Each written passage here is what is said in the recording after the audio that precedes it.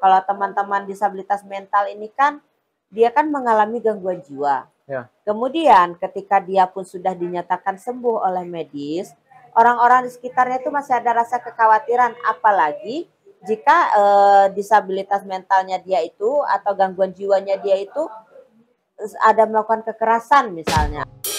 Mari beropini di Opini RC. Jadi kali ini kita bersama Kak Erlina dari komunitas Young, ada Young juga? CYDC. CYDC sekarang. Oh dulu ada Young Voice, tapi ini sekarang udah CYDC. Ya, CYDC. Kepanjangan dari apa? Children and Youth Disabilities for Change. Tapi nggak apa. Jadi kita hari ini akan membahas paling utamanya itu tentang infrastruktur untuk kaum disabilitas. Yang di Banda Aceh belum banyak nih yang ngomongin, dan mungkin kesadaran masyarakat belum banyak yang tahu tentang kebutuhan-kebutuhan dari kaum disabilitas. Oke Kak, ini kita mulai untuk pembahasannya kali ini. Pertama-tama dulu, kenapa sih disabilitas apa aja yang ada di Banda Aceh, dan kebanyakan disabilitas apa gitu? Terima kasih. Assalamualaikum warahmatullahi wabarakatuh. Nama saya Erlina Marlinda. Saya aktif di organisasi Children and Youth Disabilities for Change. Ya, di pertanyaan Rifai tadi, apa aja sih ragam disabilitas yang ada di Banda Aceh gitu kan? Ragam disabilitas itu secara undang-undang ada 4, ya kan? Disabilitas fisik, disabilitas sensorik, disabilitas mental, dan disabilitas intelektual. Dan satu lagi mungkin ini gabungan, yaitu disabilitas ganda. Nah, itu disabilitas ganda itu dia mengalami lebih dari satu disabilitas yang dialaminya. Nah, kalau disabilitas fisik itu ya seperti biasalah, kan pengguna kursi roda, pengguna tongkat, kaki palsu, amputasi, kemudian cerebral palsy, polio dan lain sebagainya. Yang secara kasat mata, secara fisik dapat kita lihat seperti itu. Sedangkan disabilitas sensorik itu ada sensorik netra atau penglihatan, dan sensorik pendengaran, dan satu lagi sensorik wicara. Nah, jadi disabilitas netra, disabilitas wicara, dan disabilitas tuli. Nah, ini yang termasuk ke sensorik. Kemudian yang kalau mental itu adalah teman-teman ODGJ atau orang dengan gangguan jiwa, kemudian hiperaktif, dan autis.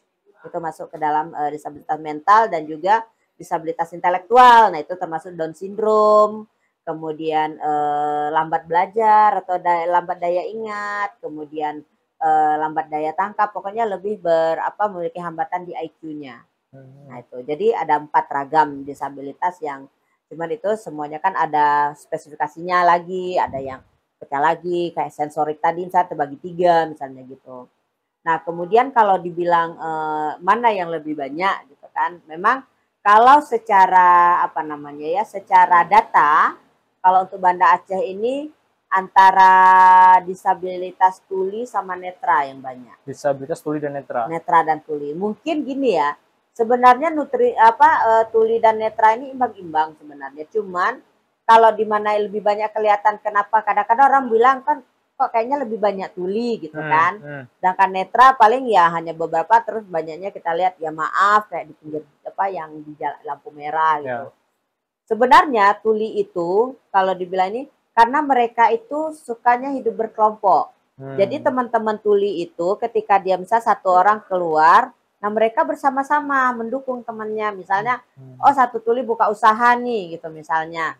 Nah nanti di tempat usaha teman tuli ini pasti akan ramai teman-teman tuli yang lain yang akan datang untuk mendukung, mensupport, juga pokoknya hal-hal seperti itu terjadi gitu. Nah, tapi kalau disabilitas lain itu lebih kurang berkelompok. Jadi kayak netra misalnya, kadang-kadang ya kalau ada kegiatan saja berkumpul. Tapi kalau lagi nggak ada kegiatan ya masing-masing. Begitu juga dengan fisik, apalagi kalau yang intelektual. Kalau intelektual dan mental itu juga agak jarang yang berkelompok. Mereka lebih banyak, kalau mental sama intelektual itu biasa lebih banyak di rumah. Karena juga terkadang keluarga juga nggak terlalu berani mengeksplor mereka untuk keluar dari rumah mungkin, atau karena mungkin ada kekhawatiran yang ya kita nggak bisa bilang ngapain harus takut, itu nggak bisa, tapi memang itu lumrah terjadi gitu. Stigma yang paling sering bermasalah misalnya contohnya apa Kak, di masyarakat yang buat kaum disabilitas ini nggak bebas? Ya. Kalau untuk di Banda Aceh, kalian bisa mengatakan sudah mulai sedikit berkurang ya stigma itu. Tapi memang belum sepenuhnya habis gitu. Karena masih ada, kalau untuk yang kayak fisik, untuk tuli, netra, nah itu mungkin sudah jauh sekali terkikis stigma itu. Kalau untuk Kota Banda Aceh ya kan bilang, udah jauh terkikis. Bahkan penerimaan masyarakat terhadap kita yang tuli, daksa, atau fisik, netra, atau intelektual itu sudah lebih diterima ya. Karena dianggap mungkin karena juga informasi sudah banyak tahu. Kalau untuk Banda Aceh kan informasi lebih mudah didapat, kemudian juga ruang-ruang diskusi itu banyak dibuka gitu kan. Nah, yang masih ada mungkin stigma itu terhadap teman-teman disabilitas mental, khususnya orang dengan gangguan jiwa. Nah, itu yang mungkin masih muncul stigma itu, karena kalau teman-teman disabilitas mental ini kan dia kan mengalami gangguan jiwa. Kemudian ketika dia pun sudah dinyatakan sembuh oleh medis, orang-orang di sekitarnya itu masih ada rasa kekhawatiran, apalagi jika disabilitas mentalnya dia itu atau gangguan jiwanya dia itu ada melakukan kekerasan misalnya, apakah ada pemukulan mungkin, ataukah pokoknya hal-hal seperti itu. Nah itu pasti ada kekhawatiran itu, walaupun dia sudah dinyatakan sembuh secara medis, tapi orang pasti akan tetap masih menjaga jarak.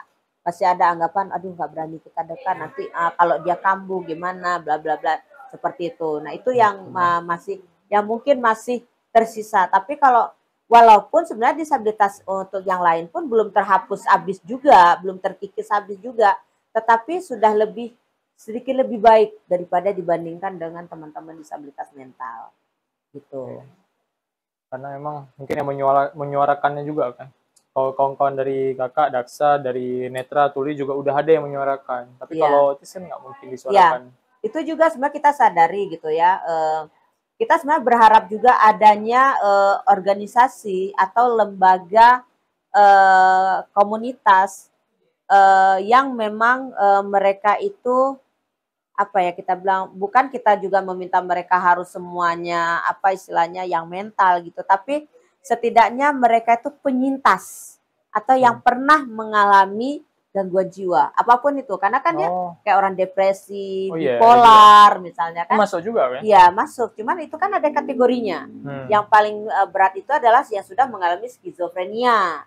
Skizofrenia itu yang sudah dia mengalami halusinasi dan sudah tidak bisa membedakan antara yang nyata dan yang tidak nyata gitu. Nah itu yang paling tinggi. Tapi kalau depresi, bipolar, nah itu kan mereka masih bisa mungkin mengontrol diri atau ya masih seperti itu. Nah tapi ketika dia sudah mengalami itu, ketika tidak tertangani, maka tidak tertutup kemungkinan mereka akan mengalami skizofrenia itu tadi. Bipolar tadi? Iya, berarti awalnya bipolar dulu?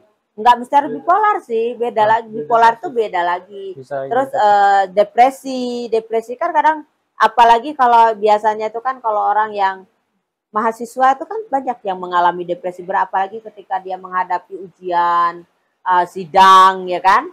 Ketika dia sudah mulai sudah mulai tidak tertangani, kalau misalnya ketika stresnya dia sudah berlebihan dan tidak tertangani, pasti akan mengalami depresi berat.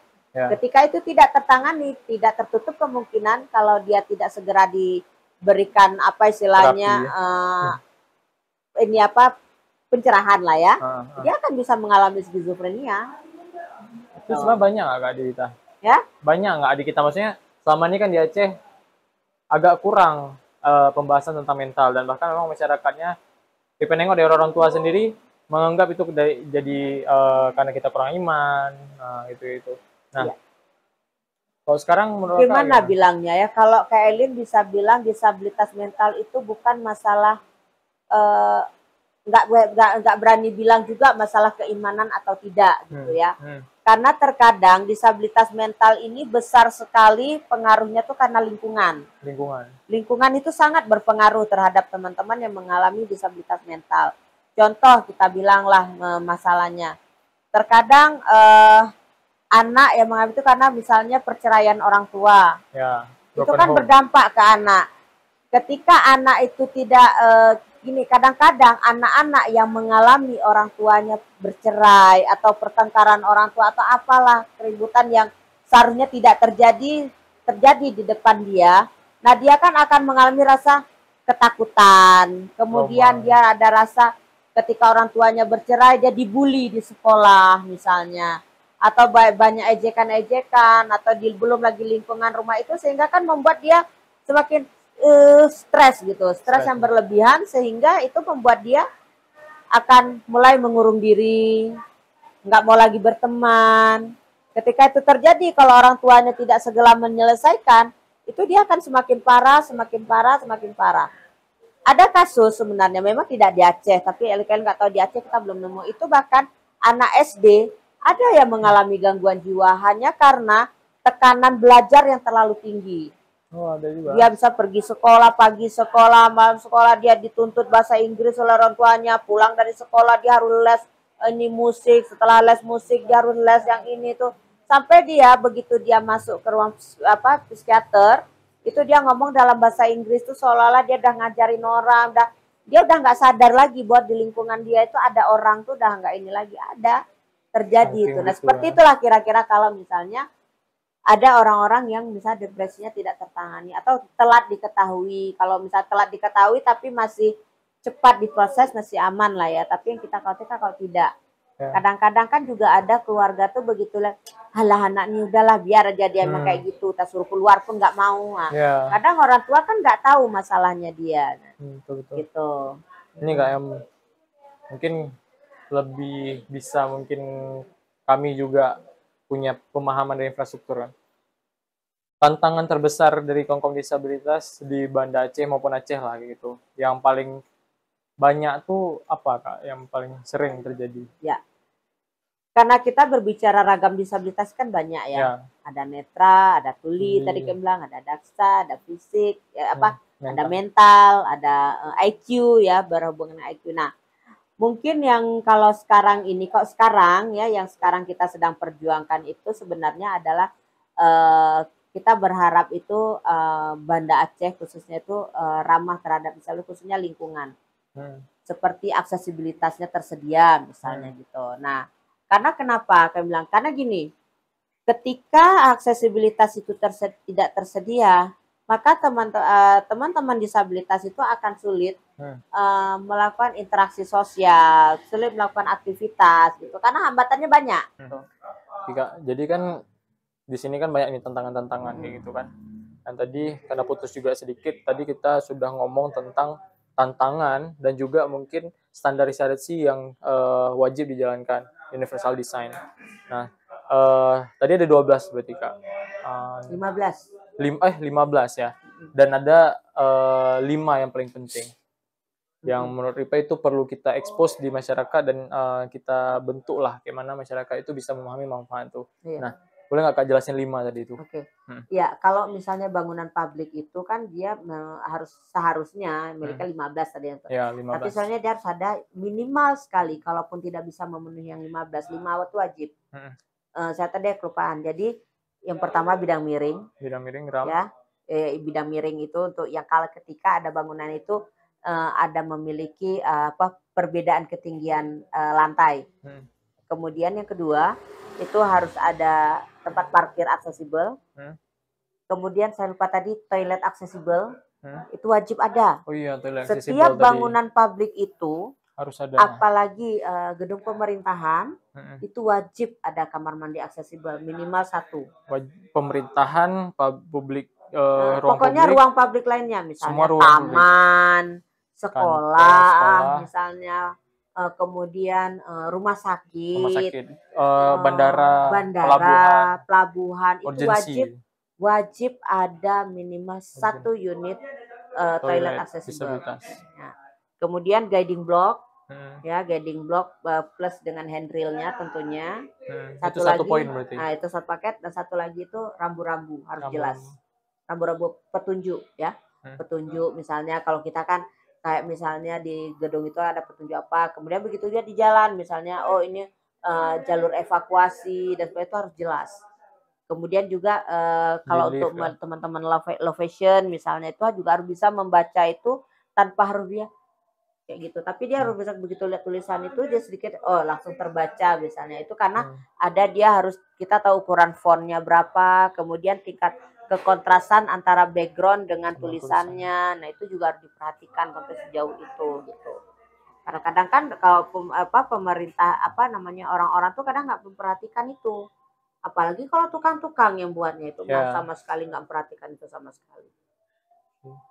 kalau Nah, tanya sedikit kan, kalau misalnya nih perencanaan kan, selama ini untuk ruang-ruang publik itu sendiri, yang ngedesain itu kan ada konsultan, ada arsitek. Sebenarnya kalau kita bilang dari segi profesi ada arsitek, ada sipil, ada yang kakak nengok yang terlibat. Kebanyakan dari pihak mana? Sipil kah, arsitek kah, gitu atau gimana? saya justru itu nggak pernah tahu, Nggak pernah tahu nggak ya kan? pernah tahu ya, karena gini, setiap bangunan memang kita berharapnya semua kita dilibatkan juga untuk Ya. memberikan masukan-masukan tentunya ya. Dan jadi indikator Ah, keberhasilan. Tapi sampai detik ini itu belum kita terima. Maksudnya jangankan untuk kita diajak gitu kan, tapi untuk membuat perencanaan, tapi untuk kita tahu siapa yang terlibatnya kita nggak tahu. Nah, apakah setelah dirancang nanti ada siapa yang diundang, terus apakah ada uji publik atau enggak setelah itu dibuat, kita nggak pernah tahu itu. Boleh nggak kak, menurut kakak tahapan apa yang harus wajib ada di perencanaan ini? Yang mungkin nanti kita jadiin satu konsep gitu yang Ya sebenarnya ya ditawarin kalau perencanaan itu kan ya tentunya di perencanaan awal ya. perencanaan awal. Sebelum istilahnya gini ya. Bentuknya Biasanya kan perencanaan misalnya kita bilang mau membuat taman bermain anak yang aksesibel misalnya, mau dibuat di Kota Banda Aceh di sudut mana lah gitu kan. ya. Nah, itu seharusnya kan harus diperhatikan juga. Kira-kira kalau untuk melindungi anak itu apa saja? Itu yang pertama. Kemudian baru akses untuk itu semua. Ketika misalnya kita bilang kalau ada anak yang anak disabilitas yang main ke sana, apa saja yang harus dipenuhi? Misalnya gitu. Itu bentuknya melibatkan kawan-kawan dari disabilitas. Banyak faktor, bisa dari mana saja. Bisa jadi teman disabilitas itu dijadikan konsultan. Bisa jadi teman disabilitas dibentuk konsultan sendiri.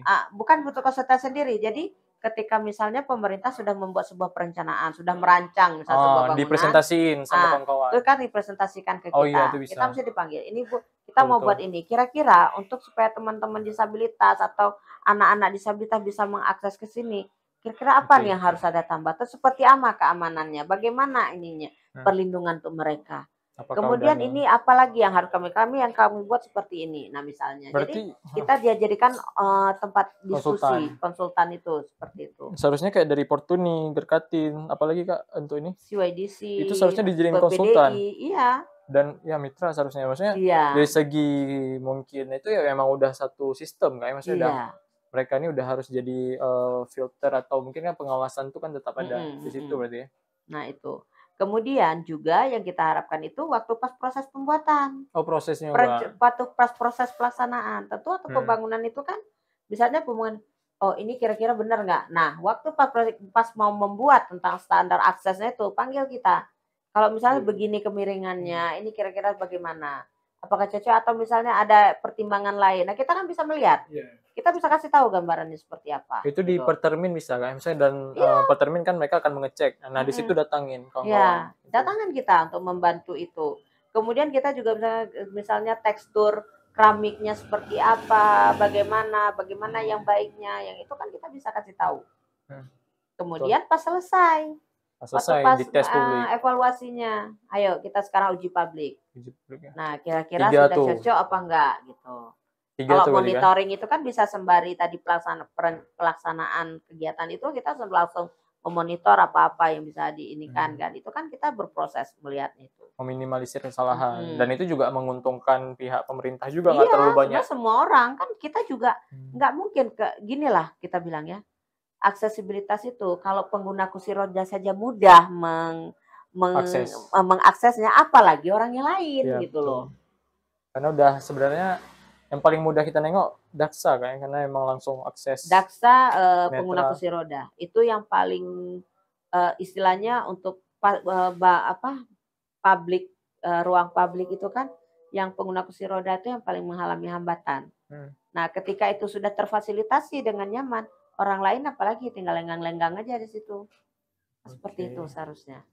Jadi 3 tahap. Yang pertama tadi pas perencanaan, proses sama uji publiknya itu. Nah, mungkin kita bisa nggak Kak tuh jadiin itu solusi yang akan kita tawarkan, mungkin dari kami juga sebagai arsitek, Bisa. nanti Heeh. nah mungkin langkah awalnya nanti ketika pihak CYDC ataupun kawan-kawan yang lain yang pingin itu berhubungan langsung sama pemerintah, kita coba sampaikan itu. Nah, mungkin standarisasi ini akan kami coba kumpulin, Kak.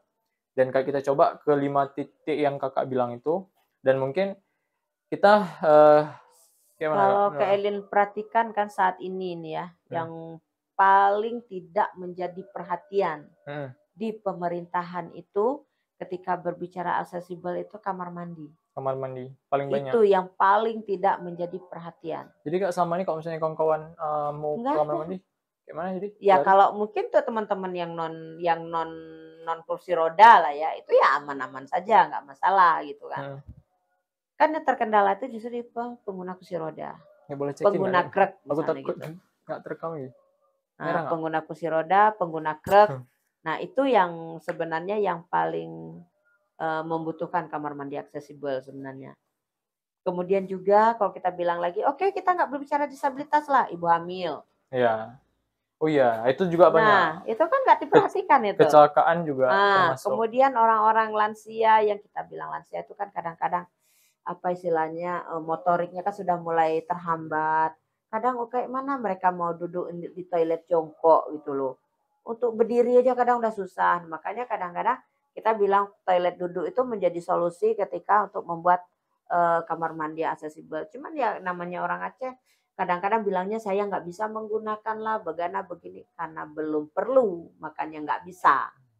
Ketika sudah perlu yang nggak bisa pun semua bisa. Kan itu dia. Betul. Nah. Jadi masih banyak kali kan. Soalnya kalau di PPK pun kita nggak bisa nentuin satu titik untuk melakukan langkah karena terlalu banyak sebenarnya masalahnya. Kita juga Ya bingung. cuman seharusnya pemerintah itu dia awal saja, maksudnya untuk memulai ini mungkin yang pertama itu jadikan teman-teman disabilitas ini mitra kerja mereka dulu. Iya, seharusnya harus ada. Setidaknya, oh ini kita mau buat ini nih, misalnya mau buat tempat bermain anak. Tapi kita ini selain dari memikirkan undang-undang anak kan ada peraturan ini tentang perlindungan anak, kita juga melihat aksesibilitasnya di mana. Ya. Kalau misalnya karena begini, orang kadang pernah bilang orang-orang khususnya yang LSM yang mengusung desa ramah anak misalnya. Ada juga, udah sampai sana. Udah itu udah jauh kali. Desa ramah anak itu sudah ada. Tapi yang tidak dulu. disadari oleh mereka adalah mereka selalu bilang gini, enggak desa yang ramah anak itu udah ramah untuk disabilitas. Belum tentu. Belum tentu. Standar Belum ramah tentu. anak pun itu nggak tahu sebenarnya. Nah, pernah Kelin bahas, oke, di desa ramah anak itu apa saja yang diprioritaskan? Jadi mereka itu permainannya tidak boleh menggunakan yang besi. Oh, misalnya tempat bermainnya tuh nggak boleh menggunakan besi. Kalau misalnya kayak perosotan, itu harus pakai amfiber. Terus tidak boleh yang bersudut. Sudutnya tuh harus tumpul misalnya. Nah, kemudian kamar mandi anak ketika tidak melihat aksesibelnya seperti apa. Ya paling kamar mandi biasa bisa dia. Yang penting tidak licin. Ya kan? Bertekstur lah. Nah, kalau berbicara aksesibilitas nggak bisa WC jongkok. Harus WC duduk. Nah, itu dia. Hal-hal itu kadang nggak terperhati sama orang. Karena mereka kayak yang mengusung desa, apa istilahnya, yang mengusung bahwa mereka memperjuangkan hak anak itu sudah memperjuangkan juga aksesibilitas untuk disabilitas. Beda. Berbicara hak anak belum tentu berbicara hak anak disabilitas. Tapi berbicara hak anak disabilitas tentu membawa hak anak yang non disabilitas. Secara nggak langsung. Jadi menurut kan, kalau goalsnya mungkin yang mungkin menurut idealnya tuh paling minimal pemerintah dan juga LSM ya sebutannya mungkin Gerkatin itu yang lain CYDC. DPO, organisasi disabilitas itu jadi mitra tadi, entah kontraknya atau gimana atau itu mungkin itu yang coba tanya-tanya juga kayak mana, apakah harus kayak mana Kak itu aturannya, kerjasama sebenarnya atau kayak mana? Gini ya, kalau yang kayak kita juga kita gini, kita tidak menuntut pemerintah harus melakukan secara formal. Harus ada MOU misalnya gitu. Iya sih, enggak juga, tetapi ketika misalnya mereka buat, oke nih kami butuh nih masukan dari teman-teman disabilitas, bisa nggak kita jumpa? nggak mesti juga lah harus di kantor, di warung kopi pun jadi, Betul. misalnya gitu kan. Yang Iya penting kita juga. diajak terus. Sehingga teman-teman dari pihak pemerintah itu punya input-input yang sifatnya Jelas. itu membangun, yang positif, melakukan perubahan-perubahan. Itu sebenarnya. Betul. Oke, kalau Kak ini udah maghrib dan ganggu waktu Kak juga. Mungkin Apa. follow up dari ini nanti kita coba diskusi kecil lagi, langkah kecil apa yang bisa kita buat. Ini memang sering kali ya, kan Riba setiap 15 menit harus ngecek. Gimana tuh lah, karena emang ya udahlah kita bilang. Karena tadi Riba nggak berani juga terus ini kan. Nanti gini aja, kapan ada waktu kalau misalnya, aduh nih di poin ini terputus, Kita di-cut buat aja. aja. Nanti kapan nih kita buat sesi khusus tentang itu aja bahasnya gitu, bisa aja.